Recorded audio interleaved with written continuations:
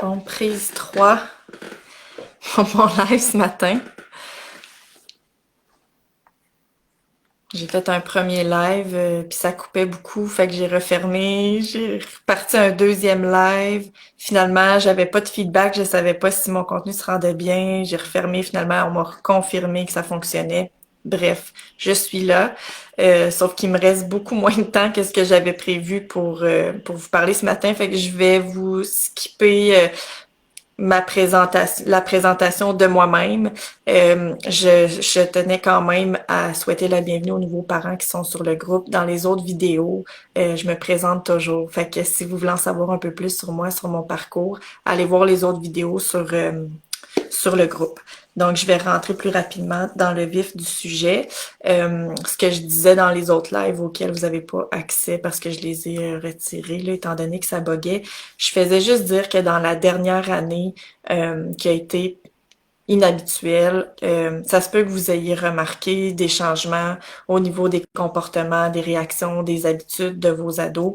Et je vous invitais juste à rester ouvert pour la suite des choses parce que je pense qu'on peut pas se fier sur la dernière année pour se dire ok là ce qui est en place chez mon jeune c'est là pour rester puis ok fait parce que je remarquais ça avec les familles que j'accompagnais dernièrement qui avaient comme cette crainte là par exemple ben là dans la dernière année mon ado il a fait bien plus d'écran il a vraiment pas tu sais au niveau de ses relations d'amitié il y a des choses qui ont changé où là, il a perdu l'intérêt pour certaines choses.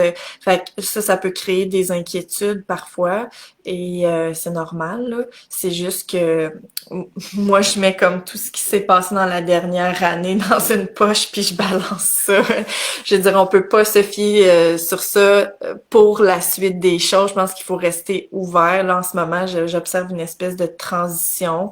Euh, C'est-à-dire que là, il reste comme quoi 2 semaines à peu près là à l'année scolaire. Après ça, il y a tout un été devant nous pour comme se refaire une santé mentale, puis reprendre un rythme de vie qui est un peu plus normal. C'est sûr là qu'on sait pas tout sur la suite des choses. C'est sûr qu'il reste encore des points d'interrogation, mais en ce moment, il y a quand même, on peut observer un assouplissement là, au niveau des mesures, tout ça. Fait que euh, c'est ça, je vous invitais juste à rester ouvert et à laisser la chance aussi à vos enfants de vivre cette transition-là, puis de pouvoir changer encore, puis de pouvoir retrouver certaines habitudes, des intérêts, une forme d'équilibre, là, finalement. Donc, euh, maintenant, j'avais envie de vous parler de l'état dépressif ou de la dépression parce qu'il y en a de plus en plus chez les jeunes. C'est assez inquiétant, puis c'est sûr que c'était pire dans la dernière année. Puis je pense que c'est d'autant plus inquiétant quand on sait pas ce que c'est. Puis en ce moment, je le sais qu'il y a énormément de besoins à ce niveau-là, qu'il y a des listes d'attente auprès des psychologues, il y a des parents qui se mobilisent, qui vont chercher de l'aide, tout ça. Puis je pense que il y a moins de ressources parce que il y a plus de besoins, puis tout le monde est sollicité, ça déborde de partout. Fait que déjà ici, je voulais vous donner des petites pistes. Euh, Ceci étant dit, tu sais, moi je vous donne des pistes, mais ça remplace en rien la vie d'un professionnel. Et je vous invite, si vous constatez que votre enfant est peut-être en dépression ou manifeste des symptômes, en tout cas, que vous êtes inquiet ou qui manifeste des symptômes de détresse, je vous invite à aller consulter rapidement, là, en tout cas, à mettre des choses en place rapidement pour le soutenir. Euh, donc, ce que je vous présente aujourd'hui, c'est comme pour compléter ce que vous avez peut-être déjà fait, ce que vous ferez ou ce qui est en place. Euh, les symptômes d'une dépression ou d'un état qui est dépressif, c'est qu'il y a une perte de plaisir, une humeur qui peut être triste, soutenue pendant plusieurs semaines. On peut voir des problèmes de sommeil, des changements au niveau de l'appétit, de la perte de concentration, d'énergie, d'intérêt, de motivation.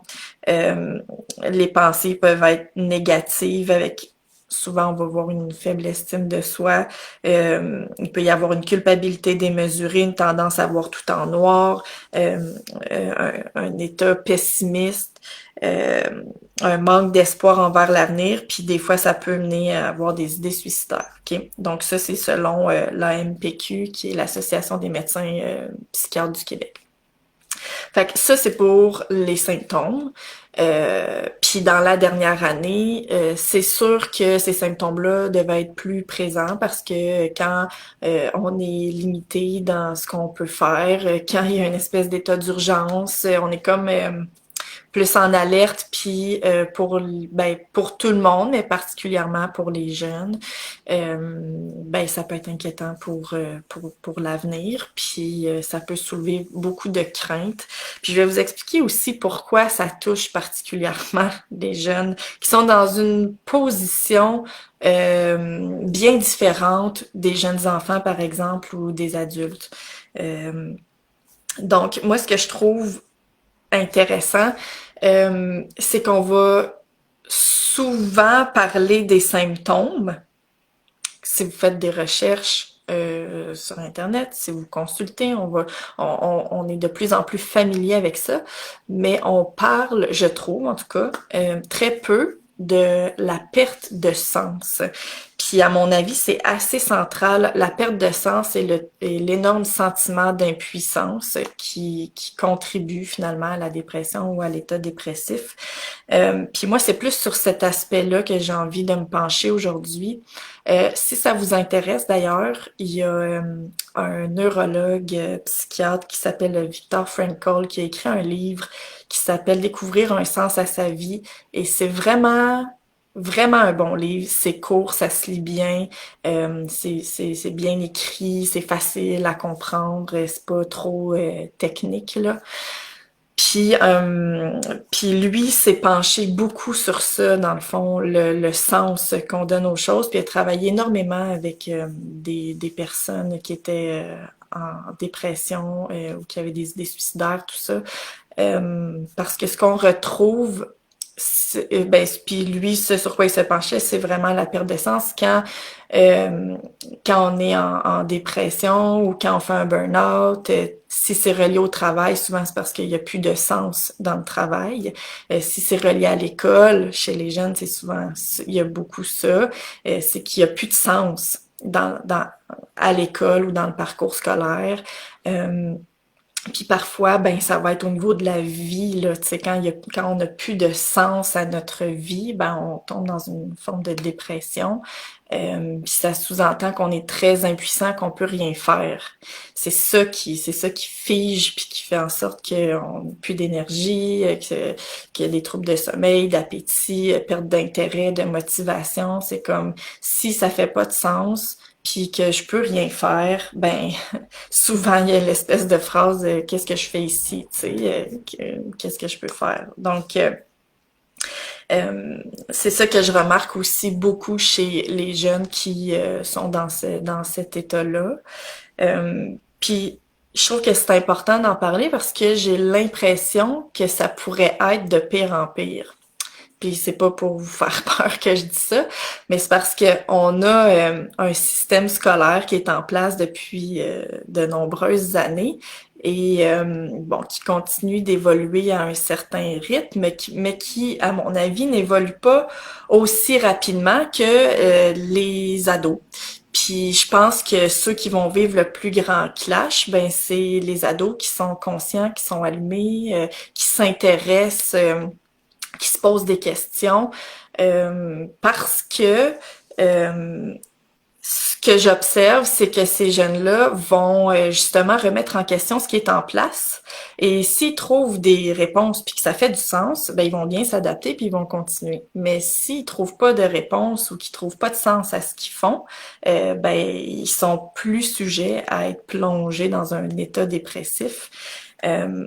Puis on peut penser par exemple, à la fameuse phrase, vous avez sûrement déjà entendu ça, là, les jeunes qui vont dire ouais, pourquoi faut que je fasse des maths? Moi, je le sais ce que je veux faire dans la vie, puis je le sais que j'en aurai pas de besoin de mes maths pour faire ce métier-là.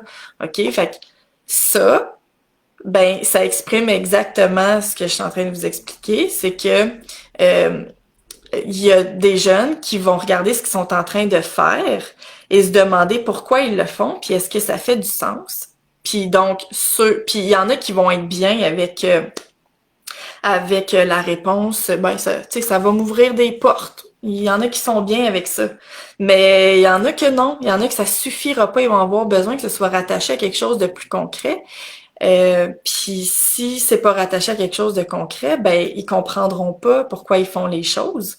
Puis bon, si c'est juste un cours de maths, par exemple, ça va, hein. En général, les jeunes, ils vont être capables de s'adapter à ça. Ils n'auront pas besoin nécessairement que tout fasse du sens pour avoir une santé mentale ou une forme d'équilibre, là. C'est juste que plus ils vont constater qu'il y a des choses qui font pas de sens, plus ça va créer un déséquilibre et plus là, ils peuvent développer une forme de désespoir par rapport aux choses qu'ils font. Euh, et ce qui est particulier avec les ados, c'est que ils sont de plus en plus conscients, de plus en plus curieux, ils recherchent de plus en plus de réponses, ils ont envie d'être autonomes, mais ils sont quand même dans une réalité où c'est pas nécessairement eux qui prennent les décisions. Donc, à la maison, c'est les parents. À l'école, ça va être le personnel de l'école, les enseignants, les directions, tout ça. Donc, ils se retrouvent, on va dire, malgré eux ou naturellement, dans une position où ils ont peu de pouvoir, peu ou pas de pouvoir. Donc, ils voient tout ce qui se passe, ils se posent des questions, ils ont envie que ce qu'ils font ce soit cohérent, que ça fasse du sens, qu'il y ait des raisons. Ils cherchent des réponses. Puis en même temps, ben s'ils constatent euh, que ça fait pas de sens ou s'ils trouvent pas réponse à leurs questions, ils peuvent pas faire, ben en tout cas, du moins c'est ce qu'ils croient, puis c'est en grande partie vrai. Euh, c'est comme ça me convient pas, mais je peux rien faire. Parce que chez nous, c'est pas moi qui décide, parce qu'à l'école, c'est pas moi qui décide, parce que dans la société, j'ai peu de pouvoir. Donc, je suis comme vouée à être dans cet état d'impuissance-là. Et là, ce qui se passe aussi, c'est qu'ils sont dans le moment présent. Ils peuvent penser à l'avenir, mais souvent, euh, ils n'auront pas nécessairement le réflexe de se dire, OK, c'est comme ça en ce moment, euh, mais ça va changer éventuellement, puis à un moment donné, je vais retrouver, je vais pouvoir décider des choses, je vais pouvoir être autonome. Il y en a que oui, mais des fois, puis quand ils l'envisagent, ils trouvent que c'est tellement loin devant eux qui sont désespérés quand même. Et donc, ça fait que leur parcours se vit difficilement. Et on a exactement les deux éléments dont je vous parlais, c'est qu'ils vont constater qu'il y a énormément de choses qui font pas de sens pour eux, et avec peu de pouvoir, donc dans un état d'impuissance. Et ça, ensemble, ben, ça crée un désespoir, puis ça les plonge dans un état qui est dépressif. OK? Donc, c'est ça, ils vont avoir besoin de comprendre ben, pourquoi les choses sont faites d'une certaine manière, pourquoi souvent là ils vont demander, tu sais, pourquoi j'étudie l'histoire, pourquoi j'étudie les maths, pourquoi il faut que je fasse mes sciences, il y en a d'autres avec le français, pourquoi ça? Puis c'est rattaché à quoi? Si il y en a, plus ils vieillissent, plus c'est vrai. Là, il y en a rendus en secondaire 4, secondaire 5, ils savent ce qu'ils veulent faire plus tard. Ils vont regarder ce qu'ils sont en train de faire, puis voir si ça fait du sens. J'ai-tu besoin de ça pour aller là où je m'en vais? Puis si j'en ai pas de besoin, ben qu'est-ce que je fais? Ben, qu'est-ce que je suis en train de faire? Tu sais, qu'est-ce que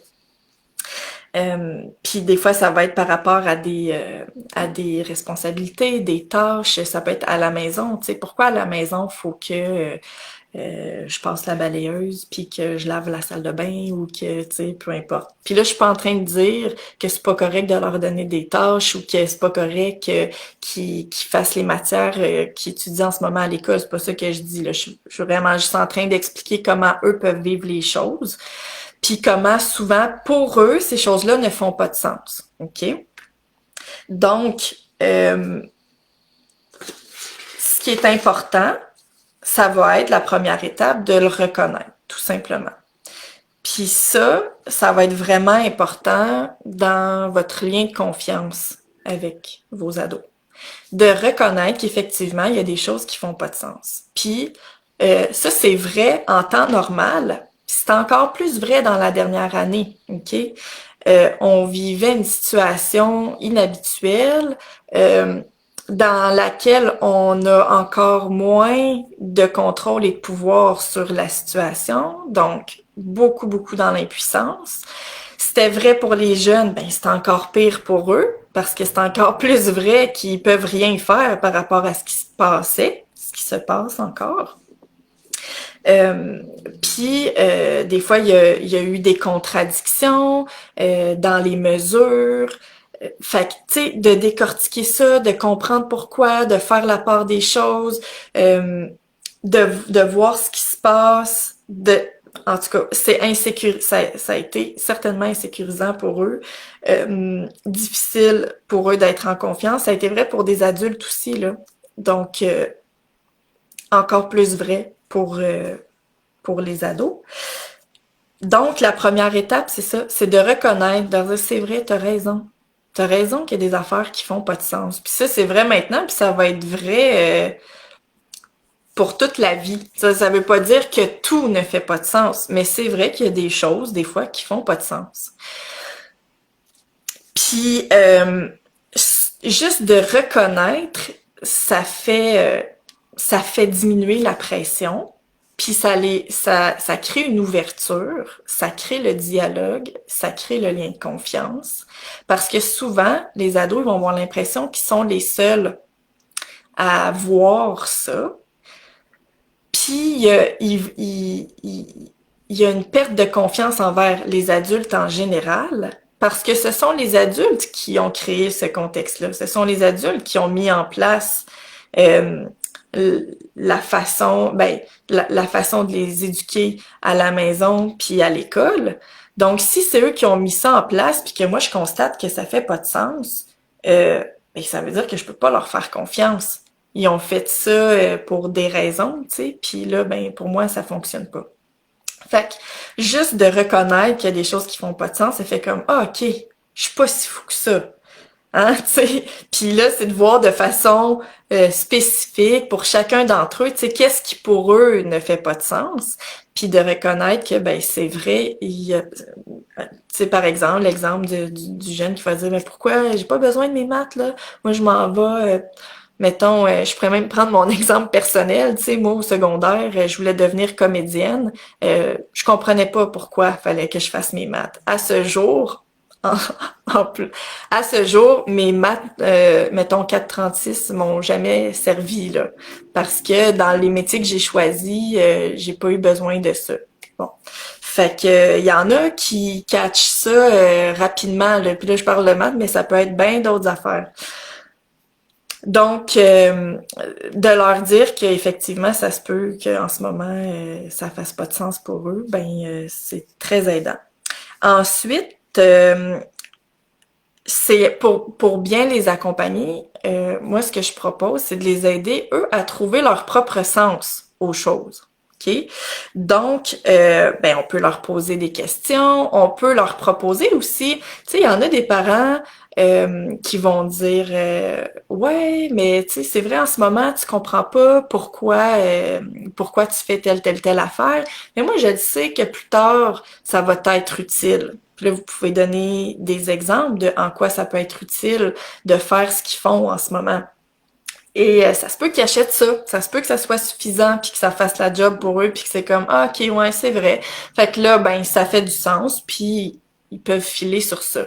Mais il y en a d'autres qui vont dire ok ouais ça fait du sens pour toi, mais moi je m'en fous de ça ou tu sais c'est pas important pour moi. Fait qu'en leur posant des questions comme ben c'est quoi qui est important pour toi? Qu'est-ce que tu prioriserais, toi? Qu'est-ce que tu ferais? Ou dans ton idéal, qu'est-ce que tu mettrais en place? Comment tu ferais les choses?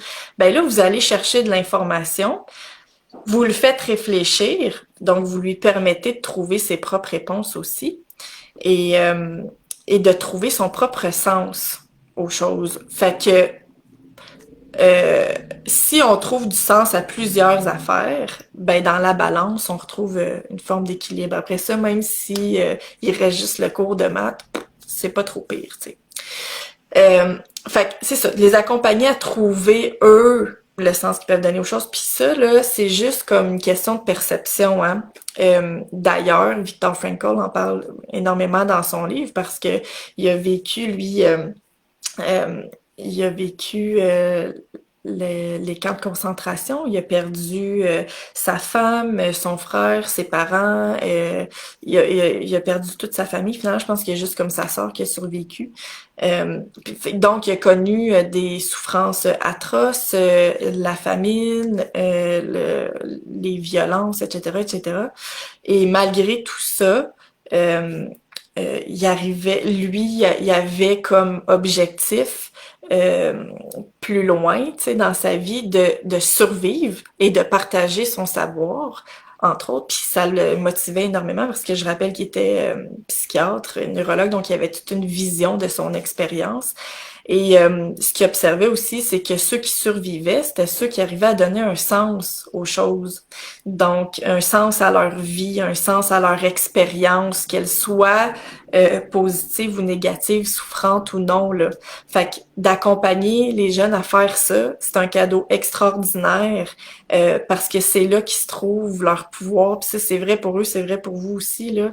Dans toute situation, quand nous, on arrive à donner un sens qui nous est propre, là, à une expérience qu'on vit, ben ça va faire en sorte qu'on va la vivre d'une toute autre façon. Et même si à l'extérieur c'est souffrant, inconfortable, désagréable, négatif, ben nous on peut faire le choix de le vivre d'une façon qui est plus agréable, qui est plus positive et donc moins souffrante. Fait en leur posant des questions, ben nous, ça nous permet de mieux les comprendre, puis ça leur permet à eux de mieux se comprendre aussi, puis de trouver leurs réponses. Ensuite, d'être plus flexible aussi comme parent, faire du sur-mesure, c'est ça, hein, quand on est parent, là, on fait du sur-mesure avec les enfants, là. Puis le défi devient plus grand quand tu sais, nos enfants, ce sont des personnes à part entière, des individus avec des besoins, des visions, des émotions, puis là, ben, on doit les accompagner dans des systèmes, dans une société, dans une école, dans un parcours qui, lui, est plutôt figé. Et donc, ça demande, pour que ce système qui est plutôt fixe, que l'enfant puisse s'y adapter, ben, ça demande que nous, comme parents, on soit capable de s'adapter à lui aussi, puis de trouver des moyens de mettre des choses en place pour que ce soit plus agréable pour lui. Donc, oui, il y a une part, par exemple, au Québec, t'es obligé d'être éduqué, là. T'as comme pas le choix de faire un parcours scolaire. Ça, on peut rien faire contre ça. Puis c'est une bonne chose, là, en soi, mon avis. Mais la façon de le vivre, ben c'est libre à chacun, tu sais. Ça peut se vivre dans les écoles. Maintenant, il y en a plein cette année hein, qui ont expérimenté l'école à la maison, qui suivent un programme. Bon, ben on pourrait décider aussi qu'on accompagne l'enfant à l'école, à ce qu'il vive les choses à sa manière, tu sais, que ce soit ponctué de trucs qui sont plus à son image. Puis là, je sais que c'est un peu flou ce que je vous dis, mais je vais vous donner mon exemple personnel parce que si ça me parle autant, c'est que ça parle un peu à mon histoire, dans le sens où moi, comme ado, j'ai rapidement vu qu'il y avait beaucoup de choses qui faisaient pas de sens pour moi dans mon parcours scolaire, surtout au secondaire. Euh, ben, je l'ai manifesté, je l'ai exprimé. J'ai eu des parents qui ont été ouverts par rapport à ça, qui ont capté mes besoins, qui ont vu que si on m'aidait pas là, puis si on n'était pas flexible, que j'allais sortir de l'école, clairement, là, ou faire autre chose, tu sais. En tout cas, la finalité était pas jolie, là. Donc, on a accepté. Moi, j'étais forte en français, puis j'étais moins bonne en mathématiques puis en sciences. Bon, on m'a permis de skipper des cours de français où je réussissais particulièrement bien pour, par exemple, aller à la bibliothèque. Puis là, moi, ben, je mettais plus de temps sur mes maths puis mes sciences pour arriver à les passer, tu sais.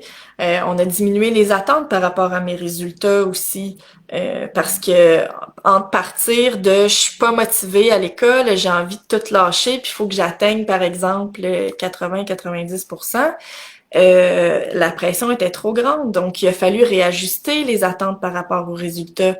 Et comme pour moi, c'était pas important, ça n'avait pas de sens à ce moment-là de faire des maths, des sciences, chimie, physique, whatever, ben de passer à 60, parce que là, ça faisait du sens pour moi de passer mes cours, parce que je voulais mon secondaire 5 quand même. Parce que je savais que mon secondaire 5 allait quand même me servir. Ça, pour moi, c'était concret, ça faisait du sens. Donc, ça faisait du sens que je passe mes cours. OK?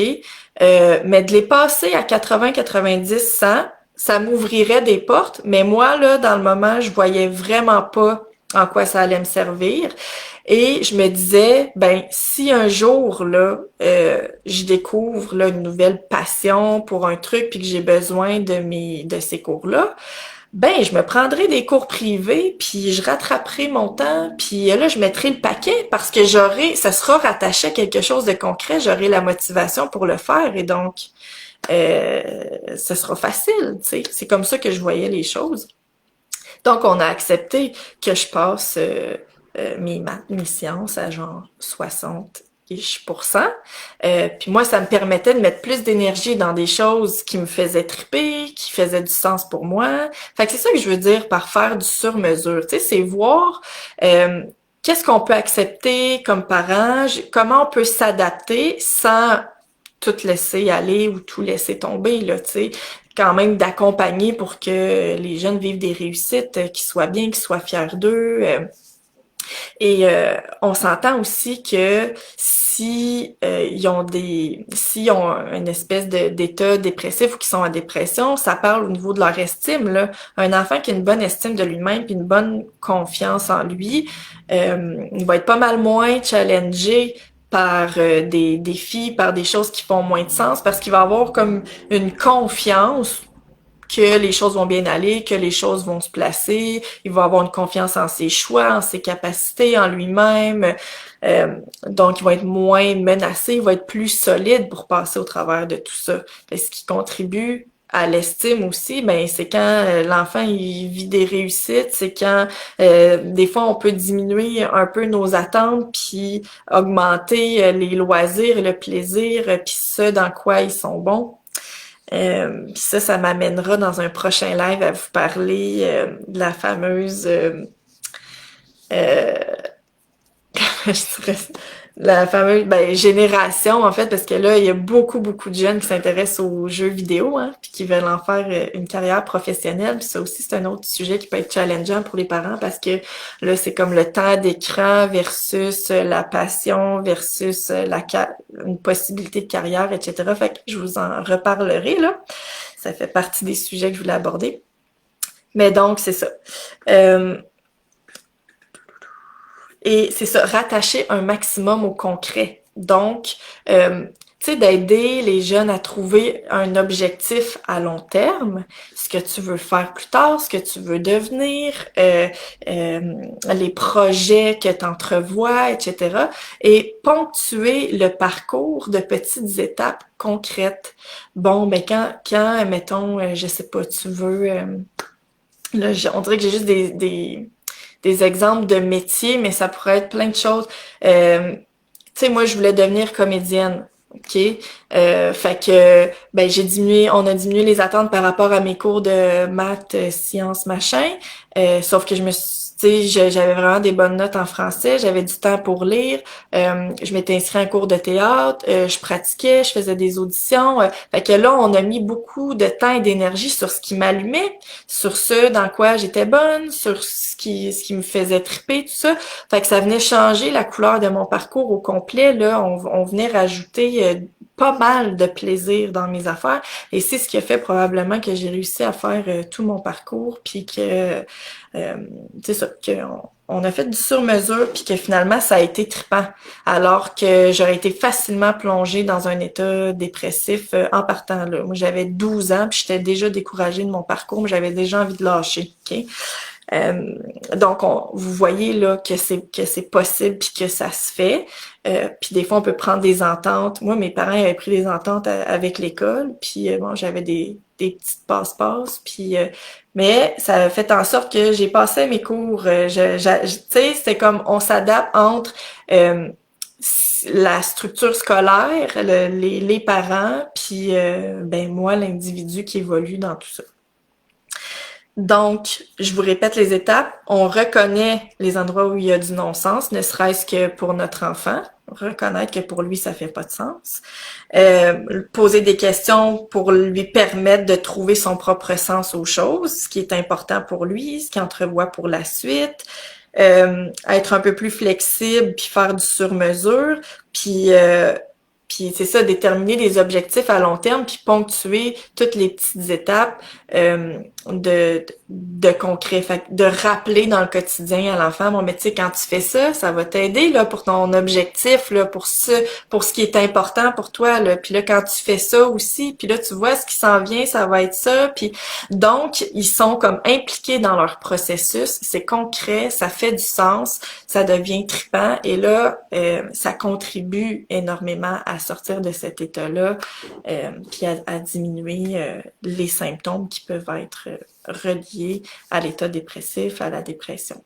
Et là, je me souviens plus si quand j'ai commencé le live, je vous ai dit, ou si je l'ai dit dans l'autre live qui a pas fonctionné, que j'ai dû retirer. Mais sachez que les pistes que je vous donne, ça remplace en rien la vie d'un professionnel, et que si vous constatez que votre enfant, votre jeune est en détresse ou qu'il y a des symptômes reliés à ça, je vous invite à consulter rapidement, évidemment. Donc, ce que je vous propose aujourd'hui, c'est comme pour compléter, pour mieux comprendre ce qui peut se passer pour les jeunes, puis dans le but de mieux les accompagner dans tout ça. Donc, on peut jumeler les différentes approches, travailler tout le monde ensemble. Voilà. Là, j'ai pas le choix de conclure parce que j'ai un coaching qui s'en vient. J'avais un autre petit bout que je voulais vous partager parce que j'ai remarqué qu'il y a des jeunes pour lesquels le gap est encore plus grand. Fait que je vais revenir sur ça, puis je vais vous préparer un masterclass gratuit où est-ce qu'on va pouvoir parler aussi des écrans, puis des relations d'amitié, relations amoureuses chez les ados. Donc, ce qui est important pour moi, c'est que vous me fassiez un petit coucou dans les commentaires, parce que c'est ça qui m'indique s'il y a de l'intérêt pour le contenu que je vous donne. Oui, je le vois qu'il y a des gens qui regardent, je sais pas qui, je sais pas combien de personnes, je vois comme un nombre de personnes à la fois, mais au total, je sais pas qui a regardé. Et donc, si vous voulez m'aider puis me permettre de savoir si ce que je vous transmets comme information, ça vous convient, si ça vous intéresse, puis si vous voulez en savoir plus, même si c'est en rediffusion, en replay, écrivez ne serait-ce qu'un mot. Écrivez replay si vous regardez en replay. Écrivez-moi intérêt ou des commentaires ou posez des questions. Comme ça, ça me donne un portrait plus juste de ce qui se passe pour vous. Ça me donne un feedback, et ben c'est motivant pour moi aussi de savoir qu'est-ce que je transmets comme information. Ça touche des personnes puis que ça correspond aux besoins. Donc c'est ça. Écrivez des commentaires, s'il vous plaît. Puis je vais vous préparer un masterclass gratuit prochainement. Je vais prendre le temps de le préparer, puis on va pouvoir pousser plus loin par rapport à ce qui a été abordé aujourd'hui, puis par rapport à d'autres sujets aussi. Donc, merci de votre présence.